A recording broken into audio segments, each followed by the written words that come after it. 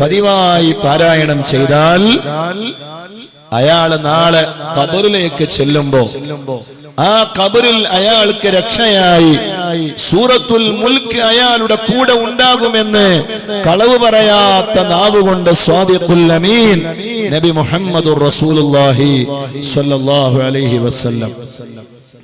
അപ്പോൾ ഒരു 5 മിനിറ്റ് ഖുർആൻ സൂറത്തുൽ മുൽക്ക് ഓതിയാൽ ഖബറിൽ മാത്രല്ല, ഖബറിൽ ചോദ്യം ചെയ്യാൻ വേണ്ടി മലക്കുകൾ വരുന്ന സമയത്ത് ഈ സൂറത്തുൽ മുൽക്ക് വന്നിട്ട് പറയത്രേ, തൊട്ടു പോകരുത്, ഒന്നും ചെയ്തു പോകരുത്, ഇയാൾ എന്നെ ഖുർആൻ പാരായണം ചെയ്തവനാണ്, എന്നെ ഓതിയവനാണ്, അതുകൊണ്ട് ഖബറിൽ ഒരു ശിക്ഷയും ഇയാൾക്ക് കൊടുക്കരുത് എന്ന് പറഞ്ഞ് സൂറത്തുൽ മുൽക്ക് നമുക്ക് വേണ്ടി ശണ്ട കൂടുമെന്ന് സയ്യിദുനാ റസൂലുള്ളാഹി സ്വല്ലല്ലാഹു അലൈഹി വസല്ലം.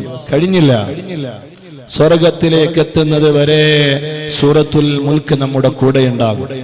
അഥവാ സൂറത്തുൽ മുൽക്ക് പാരായണം ചെയ്ത വ്യക്തി എന്തെങ്കിലും ജീവിതത്തിൽ ചെയ്ത തെറ്റുകൾ, ആ തെറ്റുകളുടെ കാരണമായി അയാളെ അല്ലാഹു നരകത്തിലേക്ക് കൊണ്ടുപോവുകയാണെങ്കിൽ സൂറത്തുൽ മുൽക്ക് അല്ലാഹുവിനോട് പറയുമത്രേ, അല്ലാഹ് ഇയാളെ നരകത്തിലേക്ക് കൊണ്ടുപോകരുതേ.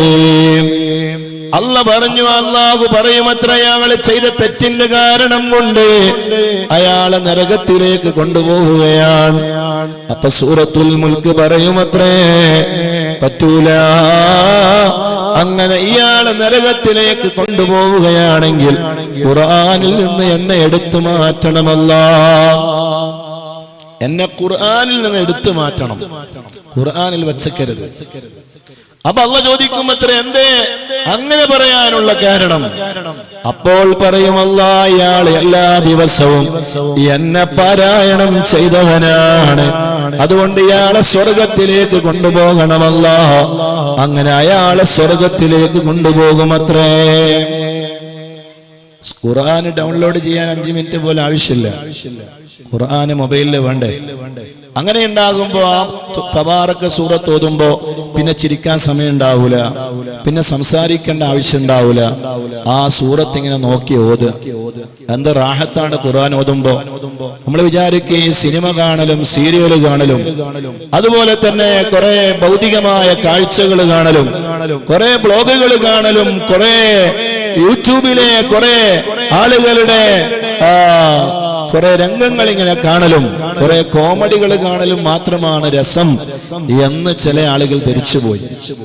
യഥാർത്ഥത്തിൽ അതൊന്നും രസമല്ല, അതൊക്കെ കണ്ണിന് വലിയ അപകടങ്ങളാണ്, ജീവിതത്തിന് വലിയ അപകടങ്ങളാണ്, നമ്മുടെ ആഖിറത്തെ നഷ്ടപ്പെടുത്തുന്ന വലിയ മോശമായ കാര്യങ്ങളാണ്.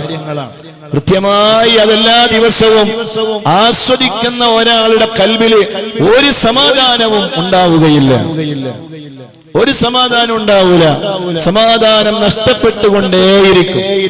എന്നാൽ ഖുർആൻ ഓതി നോക്ക്, നല്ല റാഹത്താണ്, നല്ല സമാധാനാണ്.